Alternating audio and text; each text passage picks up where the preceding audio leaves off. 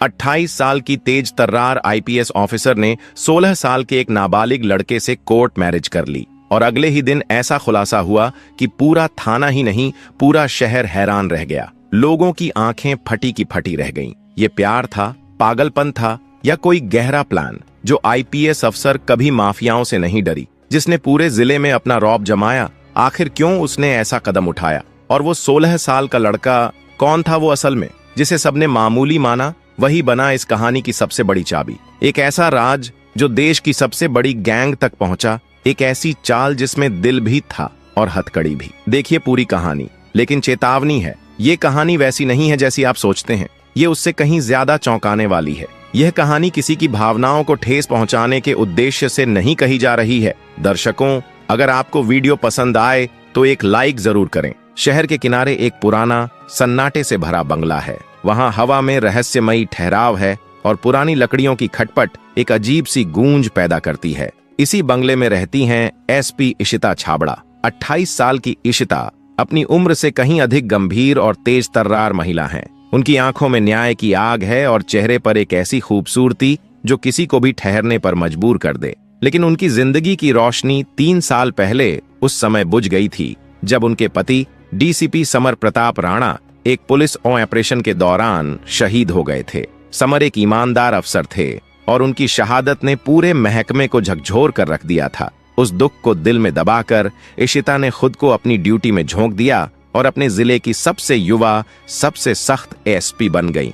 आज भी वह उसी पुराने बंगले में अकेली रहती हैं। उनके माता पिता ने कई बार इशिता से कहा कि वह शहर के किसी बड़े और आधुनिक फ्लैट में शिफ्ट हो जाएं, लेकिन इशिता उस पुराने बंगले को छोड़ने के लिए तैयार नहीं थीं। उस बंगले की हर दीवार, हर कोना समर की यादों से भरा हुआ था। हर सुबह वह ऑफिस के लिए निकलती और देर रात थक कर लौटती, लेकिन उस बड़े खाली बंगले का सन्नाटा उन्हें भीतर तक खा जाता था। एक दिन उनकी पुरानी सहेली और इंस्पेक्टर काव्या उनके घर आई। उसने कहा, इशिता, तुम्हें कोई नौकर रख लेना चाहिए। घर का काम भी हल्का हो जाएगा और शायद तुम्हारा मन भी थोड़ा बदल जाए। इशिता ने पहले तो मना कर दिया, लेकिन काव्या की जिद के आगे हार मान ली। कुछ दिन बाद काव्या ने एक नौजवान को उनके बंगले भेजा। उसका नाम था नीरज। 16 साल का हद से ज्यादा हैंडसम युवक। उसकी आंखों में एक अजीब सी गहराई थी और चेहरा ऐसा कि कोई भी उसे एक बार देखकर भूल न पाए। नीरज ने इशिता के बंगले में काम करना शुरू किया। खाना बनाना, सफाई करना, बगीचे की देखभाल करना और बाकी छोटे मोटे काम करना। लेकिन उसकी खामोशी और उसका काम करने का तरीका इशिता को कुछ अजीब सा महसूस कराता था। वह हर काम इतनी बारीकी और सलीके से करता जैसे उसे पहले से ही इस घर की हर चीज का पता हो। सबसे हैरानी की बात तो यह थी कि जब वह चाय बनाता तो उसमें वही मसाले और स्वाद होता जो कभी समर की बनाई हुई चाय में हुआ करता था। इशिता को शुरुआत में यह सब महज एक इत्तेफाक लगा, लेकिन धीरे धीरे नीरज की छोटी छोटी हरकतें उन्हें परेशान करने लगीं। जैसे वह हमेशा इशिता की पसंदीदा किताबों को बिल्कुल उसी तरह से शेल्फ पर रखता जैसे कभी समर रखा करते थे। एक बार जब इशिता ने रात को अपनी डायरी में कुछ लिखा तो अगली सुबह वह डायरी उसी पन्ने पर खुली मिली जैसे किसी ने उसे पढ़ा हो। इशिता के मन में शक की परछाइयां गहराने लगीं। क्या नीरज महज एक साधारण नौकर था या फिर इसके पीछे कोई बड़ा राज छुपा था? एक रात जब इशिता ऑफिस से देर से लौटी, उस वक्त बाहर तेज बारिश हो रही थी। बिजली कड़क रही थी और बंगले का कनेक्शन भी बारिश की वजह से कट चुका था। इशिता ने टॉर्च की रोशनी में जैसे ही घर में कदम रखा, देखा कि नीरज पहले से ही मोमबत्तियां जला रहा था। उसने इशिता को देखकर धीमी आवाज में कहा, मैडम, आप भीग गई हैं, मैं चाय बना दूं? इशिता ने उसकी आंखों में देखा, वही गहराई, वही चमक जो कभी समर की आंखों में हुआ करती थी। उनका दिल जोर से धड़कने लगा। उन्होंने खुद को संभालते हुए सख्त लहजे में कहा, नीरज, तुम मुझे कुछ बताना चाहते हो, है ना? बोलो, सच क्या है? नीरज ने एक पल के लिए नजरें झुका लीं और फिर हल्की सी मुस्कान के साथ बोला, मैडम, मैं बस आपका नौकर हूँ, आप टेंशन मत लीजिए, मैं चाय लाता हूँ। लेकिन उसकी आवाज में जो अजीब सी बेचैनी थी वो इशिता की नजरों से छिप नहीं सकी। अगले ही दिन इशिता ने काव्या को बंगले बुलाया और गंभीर स्वर में कहा, काव्या, मुझे लगता है नीरज कोई साधारण इंसान नहीं है। उसकी हरकतें, उसका चाय बनाने का तरीका, उसकी बातें, ये सब मुझे बार बार समर की याद दिलाते हैं। क्या मैं पागल हो रही हूँ? काव्या ने पहले तो हंसकर बात टालने की कोशिश की, लेकिन इशिता का शक अब गहराता जा रहा था। उन्होंने सख्ती से कहा, तुम नीरज की बैकग्राउंड चेक करो, मुझे सच जानना है। कुछ दिन बाद काव्या ने आकर बताया कि नीरज के बारे में कोई ठोस जानकारी नहीं मिल सकी। उसका आधार कार्ड और बाकी दस्तावेज तो सही थे, लेकिन उसके पुराने रिकॉर्ड का कहीं कोई जिक्र नहीं था, जैसे वह अचानक कहीं से प्रकट हो गया हो। काव्या ने कहा, इशिता, शायद ये आदमी सच में एक साधारण नौकर है, लेकिन अगर तुम्हें अब भी शक है तो मैं उसकी और गहराई से जांच करवा सकती हूँ। इशिता ने हामी भर दी, लेकिन उनका मन नीरज को लेकर और उलझता जा रहा था। एक रात जब इशिता अपने बेडरूम में बैठकर कुछ पुराने फोटो देख रही थीं, उन्हें अपनी शादी की एक तस्वीर मिली।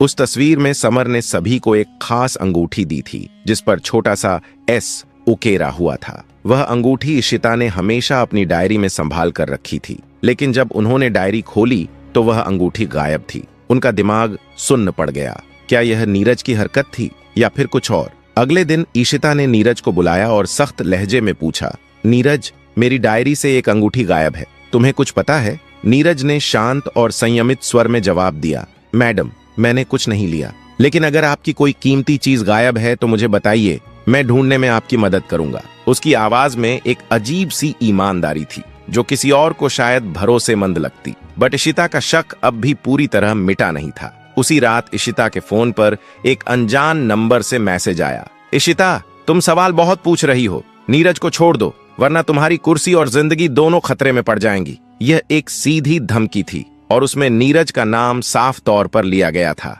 इशिता का चेहरा एकदम पीला पड़ गया। क्या नीरज सच में किसी खतरे से जुड़ा था या फिर कोई और उसे नीरज से दूर रखना चाहता था? इशिता ने तुरंत काव्या को फोन किया और मैसेज की जानकारी दी। काव्या ने बिना देर किए कहा, इशिता, ये मामला अब गंभीर होता जा रहा है, मैं एक टीम भेजती हूँ, तब तक तुम नीरज पर नजर रखो। लेकिन इशिता का मन अब और भी उलझ चुका था। हर बार जब वह नीरज को देखती, उनकी आंखों के सामने समर का चेहरा घूम जाता था। क्या ये सचमुच हो सकता है? क्या वो समर ही हो सकता है, या फिर यह सब केवल उनका भ्रम था? अगले दिन सुबह इशिता ने नीरज को बगीचे में पौधों की देखभाल करते हुए देखा, लेकिन इस बार उनकी नजर उसके बाएं हाथ पर पड़ी, जहां उसने एक पुरानी सी अंगूठी पहनी हुई थी। उस अंगूठी पर कुछ उकेरा हुआ था, कुछ बेहद जाना पहचाना। इशिता का दिल तेजी से धड़कने लगा। क्या ये वही अंगूठी थी जो उनकी डायरी से गायब हुई थी? उन्होंने तुरंत नीरज को पास बुलाया और पूछा, ये अंगूठी ये तुम्हें कहां से मिली? नीरज ने हल्की सी मुस्कान के साथ जवाब दिया, मैडम, ये मेरी माँ की है, एक पुरानी याद। लेकिन उसकी आंखों में जो चमक थी वो इशिता को बेचैन कर रही थी। उसमें कुछ ऐसा था जो वह पढ़ नहीं पा रही थी। अब इशिता का मन पूरी तरह से नीरज के रहस्य को सुलझाने में लग चुका था। उन्हें अब जवाब चाहिए थे, साफ और पूरे सच के साथ। इशिता अब हर हाल में जानना चाहती थी कि नीरज आखिर सच में कौन है। क्या उसका कोई संबंध समर की मौत से था? लेकिन वह यह भी समझती थी कि इस रहस्य से पर्दा हटाने के लिए जरा सी भी जल्दबाजी या गलत कदम उनकी जान को खतरे में डाल सकता है। नीरज और उसकी हरकतों ने इशिता के मन में शक की गहराई को और बढ़ा दिया था। उस रहस्यमयी अंगूठी ने उनके संदेह को ठोस शक में बदल दिया। क्या वह वाकई नीरज की मां की अंगूठी थी या वही अंगूठी थी जो समर ने उन्हें दी थी? इशिता ने फैसला किया कि वह बिना कोई जल्दबाजी किए नीरज पर पूरी निगरानी रखेंगी। उनकी पुलिस ट्रेनिंग उन्हें लगातार सचेत कर रही थी, लेकिन दिल का एक कोना अब भी नीरज की आंखों में समर की छवि तलाश रहा था। अगली सुबह इशिता अपने ऑफिस में बैठी थीं, तभी काव्या उनके पास आई और नीरज की बैकग्राउंड जांच की प्रारंभिक रिपोर्ट उन्हें सौंपी। काव्या ने कहा, इशिता, नीरज का रिकॉर्ड बाहर से देखने पर तो साफ है, लेकिन कुछ अजीब है। उसके आधार कार्ड और बाकी दस्तावेज सिर्फ 2 साल पुराने हैं। इससे पहले का कोई रिकॉर्ड, कोई निशान नहीं है, जैसे वह 2 साल पहले अचानक कहीं से प्रकट हुआ हो। इशिता काव्या की बात ध्यान से सुन रही थीं, लेकिन उनकी नजरें ऑफिस की मेज पर रखी एक पुरानी फाइल पर टिक गई थीं, समर की मौत से जुड़ी केस फाइल। वह एकदम शांत स्वर में बोली, काव्या, मुझे समर के केस की फाइल दोबारा देखनी है। अब उन्हें यकीन हो चला था, इस रहस्य की जड़ कहीं न कहीं अतीत में छुपी है, शायद कुछ छूट गया था। यही सोचते हुए उस रात जब इशिता बंगले में लौटी, उन्होंने देखा कि नीरज रसोई में खाना बना रहा था। उसने इशिता को देखकर हल्की मुस्कान के साथ कहा,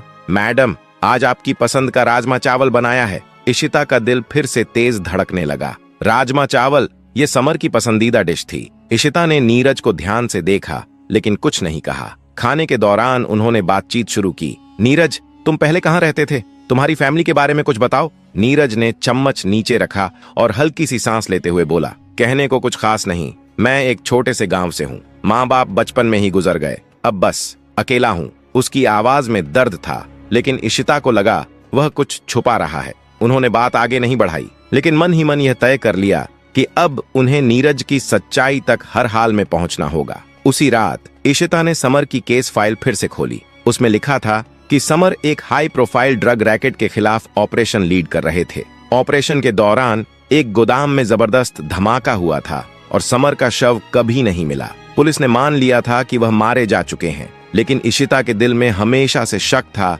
कि समर की मौत इतनी साधारण नहीं हो सकती। फाइल में एक नाम और दर्ज था, एक चश्मदीद जो उस ऑपरेशन की रात मौके पर मौजूद था, लेकिन उसका बयान अधूरा था। इशिता को अब यकीन हो चला था कि जवाब उसी अधूरे बयान और नीरज की रहस्यमयी उपस्थिति के बीच छुपा हुआ है। गवाह का नाम केस फाइल में दर्ज नहीं था, सिर्फ एक कोड नेम लिखा था, घोस्ट। इशिता का दिमाग ठिठक गया। घोस्ट? क्या नीरज वही गवाह हो सकता था, या फिर मामला इससे भी कहीं ज्यादा गहरा और खतरनाक था? उन्होंने तुरंत काव्या को फोन किया और कहा, काव्या, समर के केस में घोस्ट नाम के गवाह का पता लगाओ। मुझे उसकी हर डिटेल चाहिए, हर एक चीज। अगले दिन जब इशिता ऑफिस में काम में व्यस्त थीं, तभी काव्या ने उन्हें एक पुरानी तस्वीर भेजी। यह समर की पुलिस ट्रेनिंग के समय की फोटो थी, जिसमें वह अपने कुछ साथियों के साथ खड़ा था। इशिता ने तस्वीर को गौर से देखा। एक चेहरा उसमें ऐसा था जो उन्हें कुछ जाना पहचाना लगा।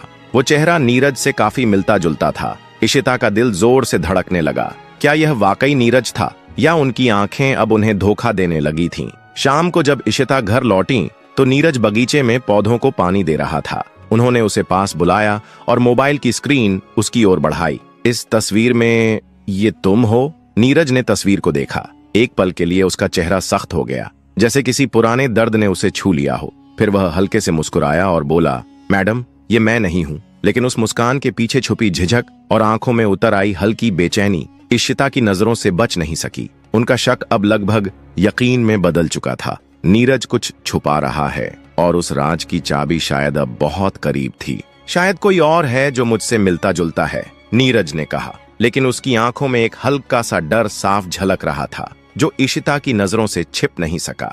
उसी रात इशिता के फोन पर फिर से एक अनजान नंबर से मैसेज आया, इशिता, तुम बहुत करीब पहुंच रही हो। घोस्ट को छोड़ दो, तुम्हारा बंगला तुम्हारी कब्र बन जाएगा। ये पढ़कर इशिता का खून ठंडा पड़ गया। घोस्ट, ये वही नाम था जो केस फाइल में था, और अब इस धमकी में भी। क्या नीरज और घोस्ट एक ही शख्स थे? और क्या वाकई नीरज समर हो सकता था? इशिता ने बिना देर किए काव्या को बुलाया और उसे मैसेज दिखाया। काव्या गंभीर हो गई और बोली, इशिता, ये लोग तुम्हें डराना चाहते हैं, लेकिन अगर नीरज ही समर है तो वह जरूर कुछ बड़ा राज छुपा रहा है। हमें उस पर दबाव डालना होगा। लेकिन इशिता ने दृढ़ता से जवाब दिया, नहीं काव्या, अगर नीरज ही समर है तो मैं उसे डराना नहीं चाहती, और अगर वो कोई और है तो हमें पहले पक्के सबूत चाहिए। अगली सुबह इशिता ने नीरज को बंगले के लिविंग रूम में बुलाया। वह बिल्कुल सख्त लहजे में बोली, नीरज, अब और छुपने की जरूरत नहीं है। मुझे सच बताओ, क्या तुम ही घोस्ट हो, और तुम समर को कैसे जानते हो?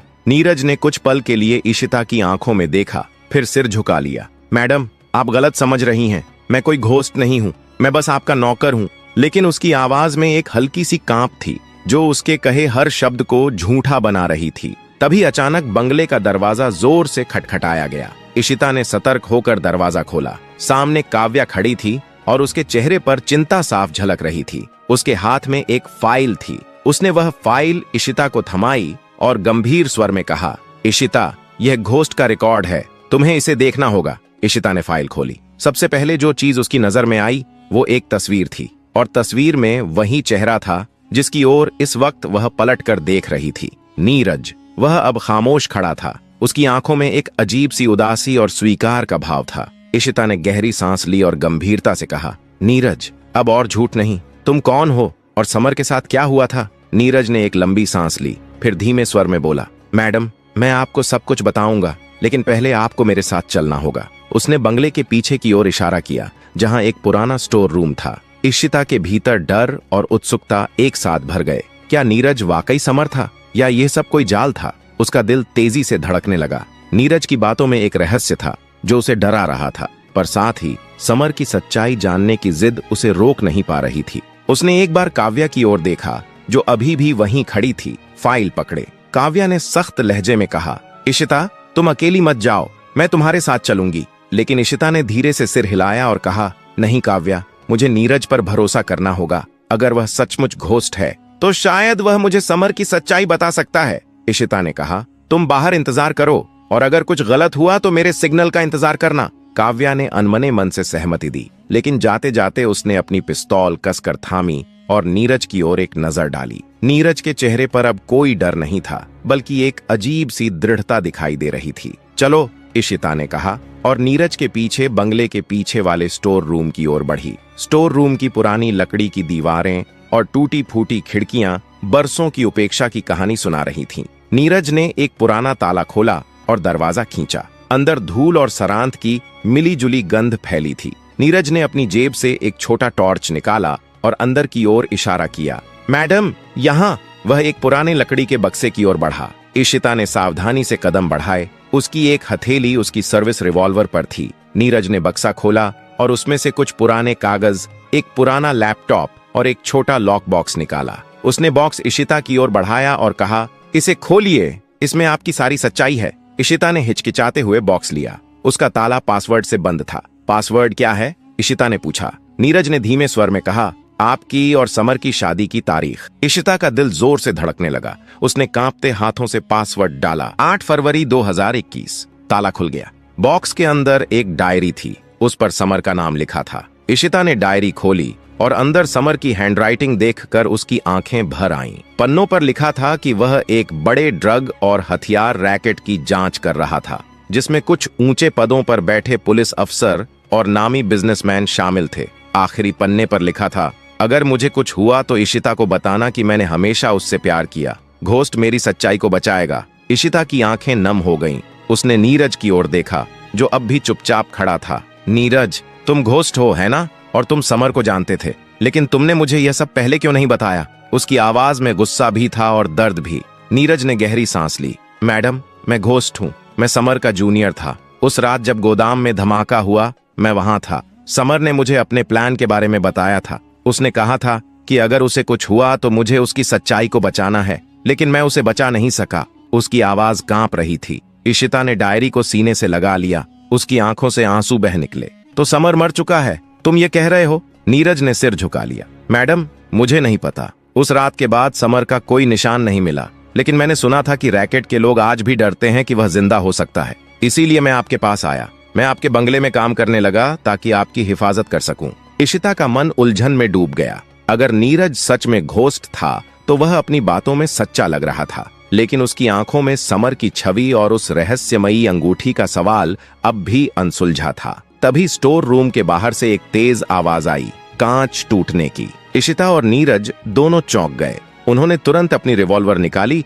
और इशिता ने नीरज को पीछे हटने का इशारा किया। बाहर से काव्या की आवाज गूंजी, इशिता, बाहर निकलो, कोई है यहाँ? इशिता और नीरज तेजी से स्टोर रूम से बाहर निकले। बंगले के बगीचे में एक काले हुड में लिपटा हुआ शख्स खड़ा था, जिसके हाथ में एक चाकू चमक रहा था। काव्या ने अपनी पिस्तौल तान रखी थी, लेकिन वह शख्स अचानक धुएं के गुब्बार में गायब हो गया। इशिता ने गुस्से में नीरज की ओर देखा। ये क्या था नीरज? तुमने मुझे जाल में फंसाया है क्या? नीरज ने जल्दी से सफाई दी। मैडम, मुझ पर भरोसा कीजिए। जिन्होंने समर को मारा वे अब आपके पीछे हैं, क्योंकि आपको वो डायरी मिल गई है। काव्या ने इशिता को खींचते हुए कहा। इशिता, अब रिस्क मत लो। यह डायरी मेरे पास रहेगी और मैं इसे हेडक्वार्टर ले जाऊंगी। तुम और नीरज मेरे साथ चलो। लेकिन इशिता अड़ी रही। नहीं काव्या, अगर नीरज सच बोल रहा है तो मुझे इस रैकेट का पर्दाफाश करना ही होगा। समर के लिए उसी रात इशिता के फोन पर फिर से एक अनजान मैसेज आया। इशिता, तुमने डायरी देख ली। अब तुम्हारा समय खत्म हो रहा है। कल रात 3 बजे पुराने गोदाम के पास अकेले आना। इशिता का दिल दर्द और गुस्से से भर गया। यह वही गोदाम था जहां समर की मौत हुई थी। क्या यह सच का आखिरी मौका था या फिर एक और जाल? इशिता ने वह मैसेज नीरज को दिखाया। उसने गंभीर स्वर में कहा, मैडम, ये लोग आपको खत्म करना चाहते हैं, लेकिन अगर आप जाना चाहती हैं तो मैं आपके साथ चलूंगा। इशिता ने उसकी आंखों में देखा। उनमें समर की तरह ही एक जुनून और बेचैनी थी। उसने सिर हिलाया और कहा, ठीक है नीरज, लेकिन अगर तुमने मुझे धोखा दिया तो मैं। इशिता का मन अब पूरी तरह से उस रात की मुलाकात के लिए तैयार था। पुराने गोदाम का नाम सुनकर उसके दिल में समर की यादें ताजा हो गई थीं, लेकिन साथ ही एक आग थी उस रैकेट को बेनकाब करने की जिसने उसकी जिंदगी उजाड़ दी थी। नीरज की बातों पर इशिता का शक अभी भी बरकरार था, लेकिन उसकी आंखों में दिखने वाली सच्चाई और समर से मिलती जुलती हरकतें उसे रोक रही थीं। इशिता ने काव्या को मैसेज के बारे में बताया और सख्त हिदायत दी। काव्या, तुम और तुम्हारी टीम गोदाम के आसपास छिपकर नजर रखना, लेकिन जब तक मैं सिग्नल ना दूं कोई कदम मत उठाना। रात के 2:45 पर इशिता और नीरज पुराने गोदाम की ओर निकले। बारिश की हल्की बूंदें उनके चेहरों पर पड़ रही थीं और गोदाम का साया, साएं करता सन्नाटा, सब कुछ एक रहस्य में डूबा हुआ था। इशिता ने अपनी सर्विस रिवॉल्वर कमर में खोसी थी और नीरज के पास एक छोटा सा चाकू था। गोदाम के टूटे फूटे गेट के पास पहुंचते ही इशिता ने नीरज को धीमी आवाज में चेताया। अगर यह जाल है नीरज, तो तुम्हें इसका हिसाब देना होगा। नीरज ने गंभीर नजरों से इशिता को देखा और कहा, मैडम, मैं आपके साथ हूं, चाहे जो हो, मैं आपको कुछ नहीं होने दूंगा। उसकी आवाज में एक अजीब सी गर्मी थी जो इशिता को फिर एक बार समर की याद दिला गई। गोदाम के अंदर अंधेरा था, सिर्फ एक कोने में टिमटिमाती लाल अटेन की रोशनी दिख रही थी। इशिता और नीरज धीरे धीरे उसी दिशा में बढ़े। तभी एक ठंडी और भारी आवाज गूंजी, इशिता छाबड़ा, तुम बहुत जिद्दी हो। साए में से एक लंबा शख्स निकला जिसके चेहरे पर काला मास्क था। उसके पीछे 2 और लोग खड़े थे, दोनों के हाथों में बंदूकें थीं। इशिता ने तुरंत अपनी रिवॉल्वर निकाली और सख्त लहजे में पूछा, तुम कौन हो और समर के साथ क्या हुआ था? मास्क वाले ने हंसते हुए कहा, समर, वो एक गलती थी जो हमारे रास्ते में आ गया और अब तुम वही गलती दोहरा रही हो। उसने अपनी जेब से एक छोटा सा डिवाइस निकाला और कहा, इसमें वो सारा डेटा है जो समर ने चुराया था, ड्रग्स, हथियार और हमारे सारे ऑपरेशंस का कच्चा चिट्ठा। लेकिन अब ये डेटा फिर से हमारे पास है और तुम अब बस एक कहानी बनकर रह जाओगी। इशिता का खून खौल उठा। उसने नीरज की ओर देखा जो चुपचाप मास्क वाले को घूर रहा था। तभी नीरज ने अचानक चाकू फेंका जो सीधा जाकर मास्क वाले के हाथ में जा लगा। डिवाइस उसके हाथ से छूटकर जमीन पर गिर गया।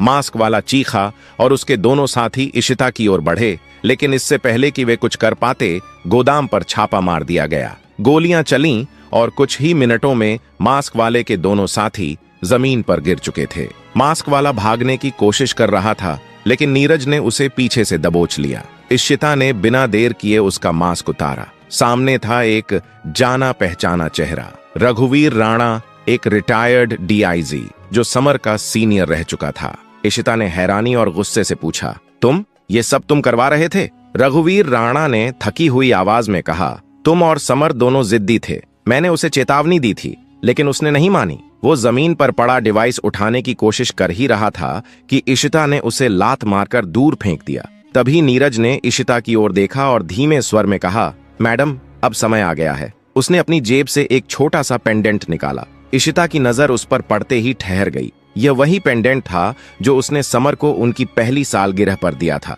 इशिता की आंखें चौड़ी हो गईं। वह बमुश्किल बोल पाई, नीरज, तुम समर हो? नीरज यानी समर ने धीरे से सिर हिलाया। हाँ इशिता, मैं समर हूँ। उस रात गोदाम में मैं बच गया था, लेकिन मुझे पता था अगर मैं जिंदा रहकर सामने आया तो वे तुम्हें निशाना बनाएंगे। इसलिए मैंने अपनी मौत का नाटक रचा और घोस्ट बनकर इस रैकेट को ट्रैक करता रहा। एक 16 साल के लड़के की तरफ अपने आप को मेंटेन करके नीरज बनकर तुम्हारे पास आया, सिर्फ तुम्हें बचाने के लिए। इशिता की आंखों से आंसू बह निकले। उसने झुककर समर को गले लगा लिया। उसका शरीर कांप रहा था। तकदीर ने जिसे छीन लिया था वो आज सामने था, जिंदा, और वही प्यार, वही वादा अब फिर से सांस ले रहा था। तुमने मुझे अकेला क्यों छोड़ा? इशिता की आवाज भीगी हुई थी। मैंने हर दिन तुम्हें मरते हुए देखा। समर ने उसकी आंखों में गहराई से देखा और धीमे से कहा, मैं तुम्हें खोना नहीं चाहता था इशिता, लेकिन अब हम साथ हैं। उधर काव्या और उसकी टीम ने रघुवीर राणा को हथकड़ी पहनाई।